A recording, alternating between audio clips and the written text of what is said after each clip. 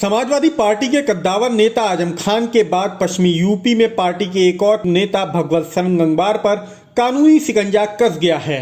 वर्ष 2017 में विधानसभा चुनाव के दौरान भाजपा प्रत्याशी केसर सिंह के समर्थकों पर जानलेवा हमला करने के मामले में आरोपी सपा के पूर्व मंत्री भगवत शरण गंगवार ने एमपी एमएलए कोर्ट में सरेंडर कर दिया है। बता दें कि कोर्ट में हाजिर न होने पर पूर्व मंत्री को फरार घोषित कर दिया गया था। उनके खिलाफ गैर जमानती वारंट भी जारी कर दिया गया था।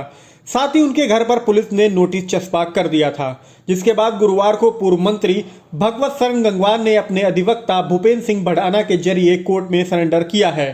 पूर्व मंत्री और उनके सहयोगियों को कस्टडी में ले लिया गया है। बताया जा रहा है कि कोर्ट के आदेश पर उन्हें जेल भेजा जाएगा।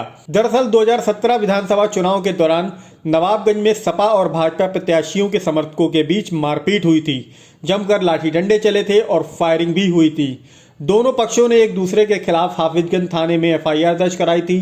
मामले में भाजपा के प्रत्याशी केसर सिंह गंगवार और उनके साथियों से मारपीट और जानलेवा हमले के मामले में भगवत शरण गंगवार समेत 10 लोगों के खिलाफ रिपोर्ट दर्ज कराई गई थी। कोर्ट में सुनवाई के दौरान पूर्व मंत्री भगवत शरण गंगवार समेत 8 आरोपी हाजिर नहीं हुए। कोर्ट के आदेश के बाद भी पुलिस उन्हें गिरफ्तार नहीं कर सकी। इसके बाद कोर्ट ने भगवत शरण गंगवार समेत अन्य आरोपियों को फरार घोषित कर दिया था। पुलिस ने कोर्ट के आदेश का पालन करते हुए सभी के घरों पर नोटिस चस्पा कर दिए थे। उधर इलाहाबाद हाईकोर्ट ने भी उनकी जमानत खारिज कर दी थी, इसलिए पूर्व मंत्री को कोर्ट में सरेंडर करना पड़ा है। कोर्ट में सरेंडर के दौरान पूर्व मंत्री ने मीडिया से भी बातचीत करी। उन्होंने कहा कि सत्ता पक्ष के लोग सब कुछ गलत कर रहे हैं। मुकदमे में पहले धारा 307 नहीं थी। सरकार बनने के बाद सत्ता पक्ष ने उसे बढ़वा दिया है।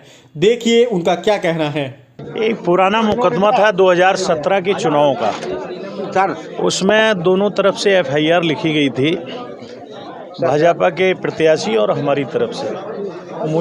मैं अकेला जा रहा था तो मुझे रास्ते में घात लगा के घेर लिया और अभद्रता की थी। जब पुलिस आई तो ये सब भाग गए।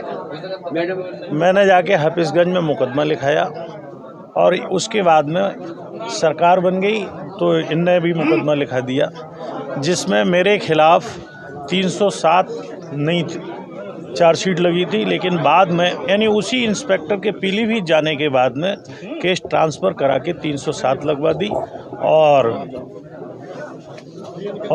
यहाँ मुकदमा ट्रायल में शुरू हो गया। लेकिन ट्रायल से पहले उन पे जो चार्जशीट लगी थी उसमें और दोनों मुकदमों में कंप्रोमाइज़ हो गई। हम लोग अपीयर नहीं हुए थे क्योंकि कोर्ट ने तलब नहीं किया था।